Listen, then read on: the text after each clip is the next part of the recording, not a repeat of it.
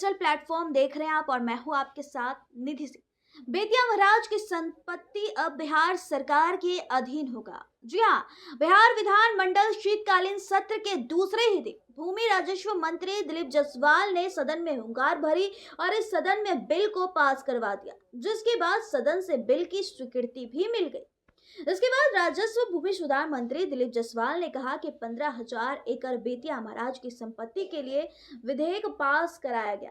सरकार उसे कब्जा में लेकर विकास की तरह तरह योजनाएं बनाएगी। यहाँ पे एजुकेशन से रिलेटेड हो, मेडिकल कॉलेज हो और जो भी छात्रों के लिए स्वीकृति दी जाएगी, छात्रों के भविष्य के लिए वह काम किया जाएगा। वहाँ पे पहले पूरे इस विधान मंडल की जो बातें निकलकर सामने आ रहे, पहले इस पूरे वीडियो को देख लें।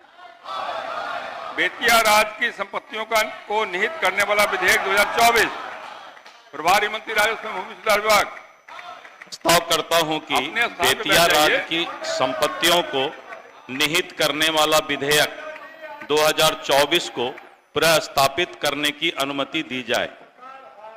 बेतिया राज की संपत्तियों को निहित करने वाला विधेयक 2024 को प्रस्तावित करने की अनुमति दी जाए। जो इसके पक्ष में वे हाँ कहें, जो इसके विपक्ष में वे ना कहें। मैं समझता हूं कि पक्ष बहुमत है, प्रस्तावित करने की अनुमति दी गई।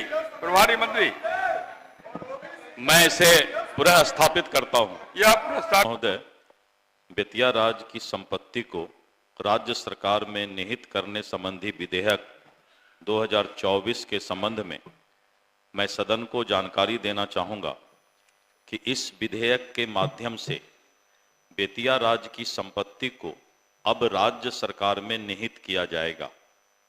यहाँ यह उल्लेख करना आवश्यक है कि बेतिया बिहार के 2 जिले पश्चिम चंपारण एवं पूर्वी चंपारण में अवस्थित है। इसके अतिरिक्त सारण, सिवान, गोपालगंज एवं पटना में भी कुछ भूमि है। उत्तर प्रदेश के भी कतिपय जिलों यथा इलाहाबाद, बस्ती, फैजाबाद, गोरखपुर, महाराजगंज, कुशीनगर, मिर्जापुर एवं वाराणसी में भी बेतिया राज की भूमि एवं परिसंपत्ति अवस्थित है। बेतिया राज की कुल भूमि 15,000 एकड़ से अधिक है, जिसमें अधिकांश भूमि लगभग 15,215 एकड़ बिहार में है। उत्तर प्रदेश में लगभग 143 एकड़ भूमि है। तत्कालीन बेतिया राज के महाराज हरेंद्र किशोर सिंह की नावल्द मृत्यु के बाद उनकी पत्नी श्रीमती जानकी कुंवर को अंग्रेजों के द्वारा अक्षम घोषित कर दिनांक 1 अप्रैल 1897 से बेतिया राज को प्रतिपाल्य अधिकरण अधिनियम कोर्ट ऑफ वार्ड्स एक्ट 1879 के अधीन कर लिया गया था। पिछले कई वर्षों से यह प्रस्ताव सरकार के पास विचाराधीन था।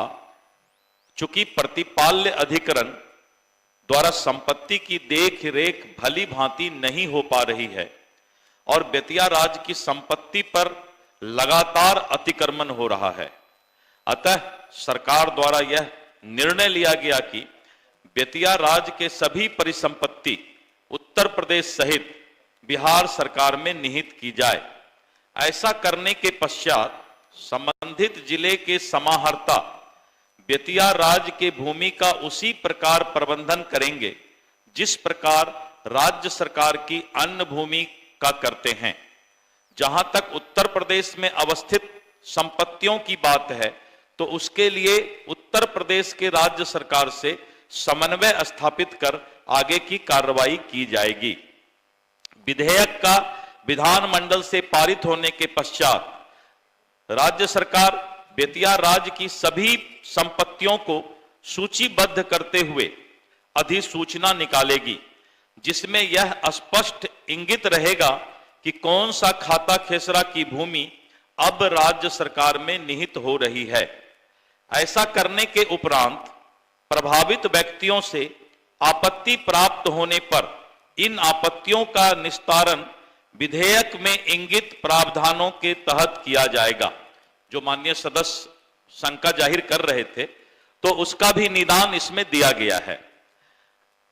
बेतिया राज्य की संपत्ति राज्य सरकार में निहित करने से राज्य सरकार को अपनी सामुदायिक परियोजनाओं हेतु काफी भूमि उपलब्ध हो सकेगी और राज्य सरकार अस्पताल, मेडिकल कॉलेज, विश्वविद्यालय एवं अन्य सरकारी संस्थान खोल सकती है। इससे स्थानीय जनता को काफी लाभ पहुंचेगा। साथ ही लगातार हो रहे अतिक्रमण को रोकने में भी स्थानीय जिला प्रशासन को सहायता मिलेगी। इसलिए महोदय इस प्रस्ताव को, विधेयक को स्वीकृत किया जाए। प्रश्न यह है कि बेतिया राज्य की संपत्तियों को निहित करने वाला विधेयक 2024 कानून है, जो इसके पक्ष में वे हाँ कहें, जो इसके विपक्ष में वे ना कहें। मैं समझता हूं कि पक्ष बहुमत है। प्रस्ताव स्वीकृत हुआ।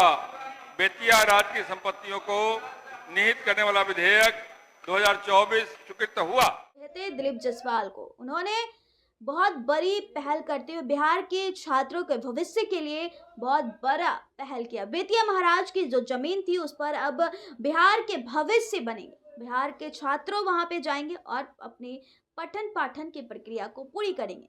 खैर, बाकी बात आपकी क्या राय है कमेंट में जरूर बताइएगा और ऐसे देश दुनिया के तमाम खबरों के लिए देखते रहे रब्जी लाइव। बहुत बहुत धन्यवाद।